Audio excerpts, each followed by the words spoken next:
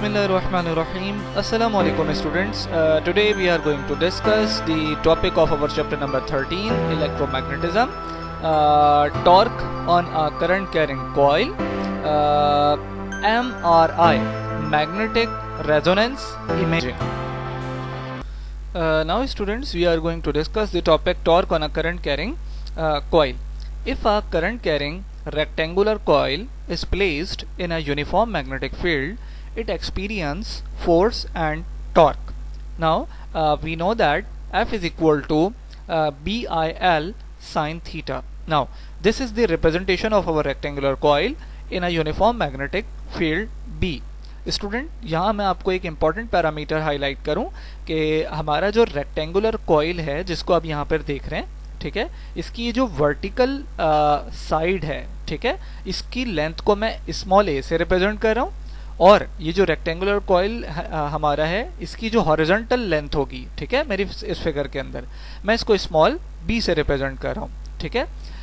हमारा rectangular coil जिसमें से आई करंट फ्लो कर रहा है, तो अगर मैं अपने इस रेक्टेंगुलर कॉइल में करंट के फ्लो की बात करूं तो ये जो वर्टिकल लेंथ है जहां इस वक्त मेरा पॉइंटर मौजूद है, इस वक्त करंट की डायरेक्शन अपवर्ड है। जैसे जैसे हम आगे मूव करेंगे तो जब ए के बिल्कुल अपोजिट साइड हम देखेंगे तो यहाँ जो करंट की डायरेक्शन होगी वो अपोजिट हमें नजर आएगी, ठीक है। इसी तरीके से अगर स्मॉल बी की डायरेक्शन की बात करेंगे तो यहाँ पर अगर राइट की तरफ करंट फ्लो कर रहा है तो यहाँ पर बिल्कुल इसका अपोजिट करंट फ्लो करेगा, ठीक है। यानी कि करंट की डायरेक्शन अगर एक साइड पे देखेंगे तो दूसरी साइड उसके बिल्कुल अपोजिट होगी, करंट की डायरेक्शन अपोजिट साइड में अपोजिट डायरेक्शन में करंट फ्लो करेगा। इसके अलावा हमारे जो कॉइल मैग्नेटिक फील्ड में मौजूद है, तो क्योंकि हमें बात मालूम है कि जब हम किसी भी कॉइल को मैग्नेटिक फील्ड के अंदर प्लेस करते हैं और उसमें से करंट पास हो रहा होता है, तो वो कॉइल अपने ऊपर एक फोर्स एक्सपीरियंस करता है। ये फोर्स का फॉर्मूला हम अपने लास्ट लेक्चर्स में ड्राइव कर आए और ये फॉर्मूला हमें बताता है कि ये जो फोर्स है ये इक्वल होती है B magnetic field B I current L length of the conductor और साइन थीटा के, ठीक है। नाउ तो अब इस रिप्रेजेंटेशन में हमारे पास टू फोर्सेस एक्ट कर रही होंगी। वो किस तरीके से? एक लेंथ हमारे पास ए है जिसमें करंट की डायरेक्शन अपवर्ड है, ठीक है। इस पर करंट की डायरेक्शन और लेंथ को आप देखिए तो करंट की डायरेक्शन और मैग्नेटिक फील्ड बी की बेस पर आप इस पर लगने वाली फोर्स को फाइंड कर सकते हैं, ठीक है, by using left hand Fleming rule. तो आपके पास सिंपल ये जो फोर्स आ जाएगी, इस फोर्स को मैं F1 रिप्रेजेंट कर रहा हूँ, ठीक है। नाउ इसी तरीके से जो इसकी इस ए की बिल्कुल अपोजिट साइड यानी वर्टिकल अपोजिट साइड जो हमारे पास है, इस पर जो फोर्स एक्ट कर रही है ये है F2, ठीक है। नाउ तो ये दोनों फोर्सेस एक दूसरे के अपोजिट होंगी। इसी तरीके से हमारे पास एक साइड है जिसको हम हॉरिजॉन्टल रिप्रेजेंट कर रहे हैं स्मॉल बी, इस पर कोई भी फोर्स एक्ट नहीं करेगी, ठीक है। वो इसलिए कि स्मॉल बी हमारे capital B magnetic field B के साथ पैरेलल मौजूद है, ठीक है। तो इस फॉर्मूले में जो एंगल फॉर्म होगा वो 0 डिग्री होगा। तो ये जो बी है और इसका अपोजिट पोर्शन है, इधर कोई फोर्स एक्ट नहीं करेगी क्योंकि ये पोर्शन मैग्नेटिक फील्ड बी के साथ कैपिटल बी के साथ पैरेलल है, ठीक है। सिर्फ फोर्स एक्ट कर रही होगी ए लेंथ पे, ठीक है, ये जो वर्टिकल लेंथ है और इसके अपोजिट लेंथ जो ए है इन दोनों के ऊपर, ठीक है। तो जिसको हम F1 और F2 से रिप्रेजेंट कर रहे हैं। तो ये जो फोर्सेज हैं हमारे पास ये इक्वल होंगी, F1 is equal to F2, ठीक है, इक्वल फोर्सेज होंगी, इज इक्वल टू N, ये हमारा जो कॉइल है ये नंबर ऑफ टर्न्स हैं इसके ऊपर, ठीक है, जिसको हम कैपिटल N से रिप्रेजेंट कर रहे हैं, capital B capital I into A, ठीक है। इस फॉर्मूले में ये जो लेंथ है इसको हमने A से रिप्रेजेंट कर लिया और साइन 90 होने की वजह से यहाँ 1 आ गया। नाउ क्योंकि ये दोनों फोर्सेस इक्वल हैं इसीलिए हम इनको F से रिप्रेजेंट कर लेते हैं। तो F is equal to N B I A, ठीक है। नाउ ये मैं अपनी रिप्रेजेंटेशन दे चुका हूँ, where small a is the length of the vertical sides, ठीक है। Here the effect of this pair of forces is a couple which has torque given by torque is equal to F into B cos theta, ठीक है। Now students, ये हमारे पास force है जो इस coil पर एक्ट कर रही है और ये जो B cos थीटा है ये हमारा इस रेक्टेंगुलर ये जो हमारा कंपोनेंट है जिसको हम मोमेंट ऑफ आर्म रिप्रेजेंट करेंगे। यानी अगर आप इस पोर्शन से देखें, यानी इसको ऊपर की साइड से अगर व्यू करेंगे तो मैग्नेटिक लाइंस ऑफ फोर्सेस और ये जो स्मॉल बी है, ठीक है, ये मोमेंट ऑफ आर्म रिप्रेजेंट होगा।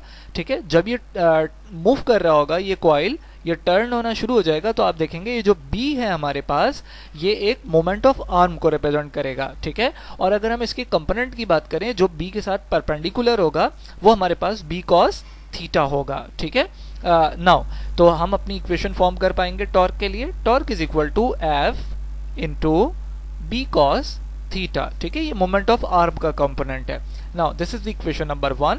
इसको अब हम अरेंज करें अगर, तो f की वैल्यू अगर हम अपनी इक्वेशन में पुट कर दें इक्वेशन 1 में, तो इक्वेशन 1 में पुट करने पर टॉर्क हमें मिल जाएगा, torque is equal to N B I A into B cos theta. ठीक है, हम अपनी ये टॉर्क की इक्वेशन है इसको अरेंज कर लेते हैं और a और b को एक साथ लिख लेते हैं। तो torque is equal to N B I into small a into small b cos theta. Now students, अब जरा ये जो स्मॉल a इंटू बी है, जरा इसको देखिए, ये हमारे area of the rectangular coil को रिप्रेजेंट कर रहा है। कैसे, ये देखिए, ये जो लेंथ है हमारे पास ये है स्मॉल a, और ये जो स्मॉल b है ये हमारे पास इसकी हॉरिजॉन्टल लेंथ है। तो अगर वर्टिकल लेंथ और हॉरिजॉन्टल लेंथ को मैं यहाँ मल्टीप्लाई कर दूंगा तो मुझे इस रेक्टेंगुलर शेप कॉइल का एरिया मिल जाएगा। ठीक है, तो नेक्स्ट स्टेप में हम इसी को अरेंज करने जा रहे हैं। नाउ तो एरिया की रिप्रेजेंटेशन हमारे पास कुछ a इंटू बी, जिसको हम a से रिप्रेजेंट करें। ठीक है, so we have the formula of torque here,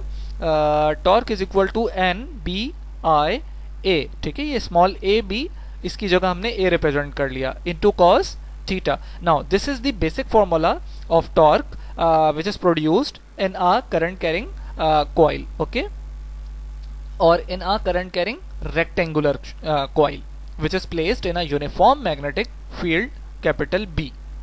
Now students, ये जो टॉर्क की रिप्रेजेंटेशन है इसको हम मैक्सिमम और मिनिमम की बेस पे दे सकते हैं। यानी मैक्सिमम टॉर्क कब होगा और मिनिमम टॉर्क कब होगा, तो सिंपल रिप्रेजेंटेशन, ये जो हमारे पास cos थीटा है, जब ये थीटा 0 डिग्री होगा तो हमें टॉर्क की मैक्सिमम वैल्यू मिलेगी।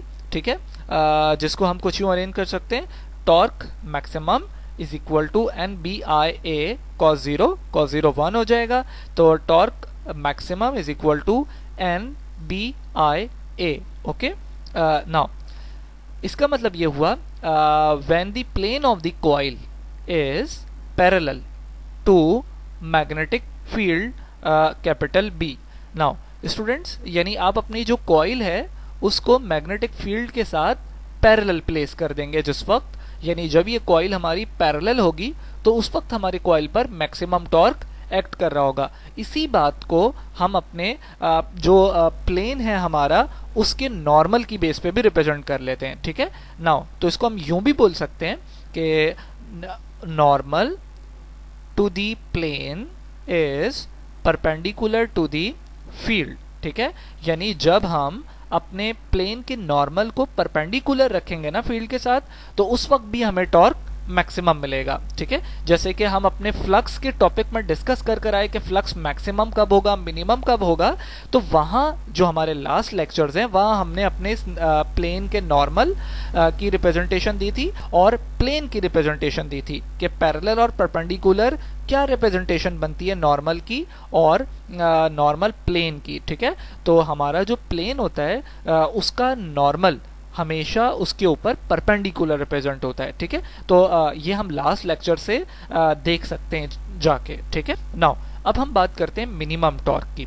तो मिनिमम टॉर्क कब होगा, जब हमारा cos 90 डिग्री फॉर्म होगा। तो cos 90 हमारा 0 होता है, तो torque is equal to 0 degree. ठीक है, अच्छा ये कंडीशन कब होगी, जैसे कि फर्स्ट कंडीशन में हमने देखा जो मैक्सिमम थी कि हमारा जो कॉइल का प्लेन था वो पैरेलल था जब मैग्नेटिक फील्ड के साथ, तो हमें मैक्सिमम टॉर्क मिल रहा था, और जब ये परपेंडिकुलर होगा तो हमें मिनिमम टॉर्क मिलेगा। ठीक है, तो मिनिमम टॉर्क के लिए when the plane of the coil is perpendicular to the magnetic field और normal to the plane is parallel to the field. ठीक है, तो ये हमारी रिप्रेजेंटेशन है हमारे टॉर्क की, जो हमारे करंट कैरिंग कॉइल में जो कि यूनिफॉर्म मैग्नेटिक फील्ड में प्लेस किया हुआ है उसमें टॉर्क जनरेट हो रहा है।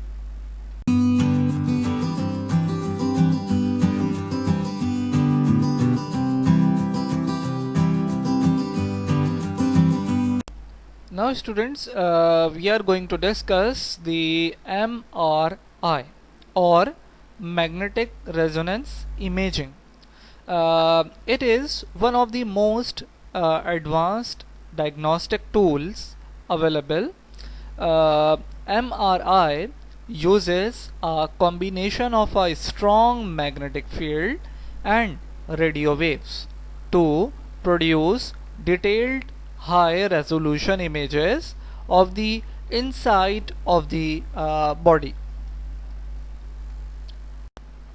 Now students, we are going to discuss how MRI magnetic resonance imaging works. Okay, now the human body is composed of fat and water. It is made up mostly of hydrogen atoms. Now, by applying short radio frequency or RF pulses to a specific anatomical slice, the protons in the slice absorb energy at this resonant frequency, causing them to spin perpendicular to the magnetic field. Now students, बड़ी simple representation है इस point के अंदर.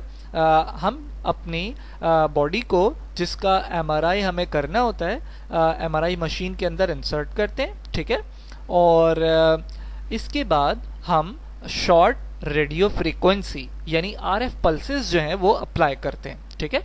अब पहले से यहाँ पर मैग्नेटिक फील्ड मौजूद होती है, ठीक है. जब हम अपनी आरएफ पल्सेस अप्लाई करते हैं तो जो हमारे सॉफ्ट टिश्यूज होते हैं, ठीक है, या जिनको यहाँ पर हम एनाटॉमिकल स्लाइस का नाम दे रहे हैं, इनमें मौजूद इनके प्रोटॉन्स जो होते हैं वो एनर्जी एब्जॉर्ब करते हैं, ठीक है. जब वो एनर्जी एब्जॉर्ब करते हैं तो वो परपेंडिकुलरली हमारी मैग्नेटिक फील्ड के साथ स्पिन मोशन परफॉर्म करना शुरू कर देते हैं, ठीक है. Now as the protons relax back into the alignment with the magnetic field, signal is received by an RF coil. This signal acts as an antenna and is processed by a computer to produce diagnostic images of areas of the body. Now students, simple representation हम इस point में दे रहे हैं.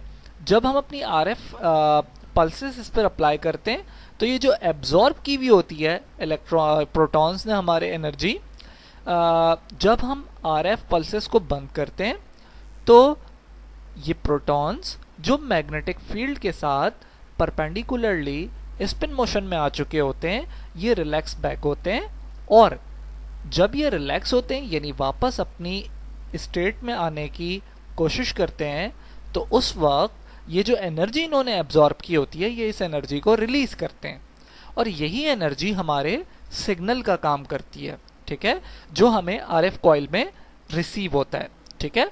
Now और इस signal के through यानी इस एनर्जी ये जो रिलीज करते हैं प्रोटॉन्स, इनके थ्रू ये हमें अपने स्ट्रक्चर का पता देते हैं, यानी हम इनकी बेस पर इस एनर्जी की बेस पर इनके स्ट्रक्चर और इनके बिहेवियर को पता कर सकते हैं और इनकी इमेजिंग कर सकते हैं, ठीक है. और ये तमाम काम हम अपने कंप्यूटर के थ्रू प्रोसेस करते हैं. Now the brain consist of two distinct regions. First one is white matter which is composed of myelinated nerve fibers, and gray matter which consist of nerve cell bodies. Now these two regions interact to perform critical information processing and damage to either region causing brain dysfunctions. Now notably the white matter is referred to as being white due to the light color of the myelin insulation covering the nerve fibers. Now, MRI is used widely to study the brain function, especially where damage to the white matter is seen as bright areas. MRI is also capable of imaging such as the movement of the wall of the heart and the injection of the fluid into a blood vessel in order to reach an organ or tissues. MRI is able to create detailed image to assist in the diagnosis of cancer and heart disease and so on. We can diagnose the different diseases on the basis of the MRI.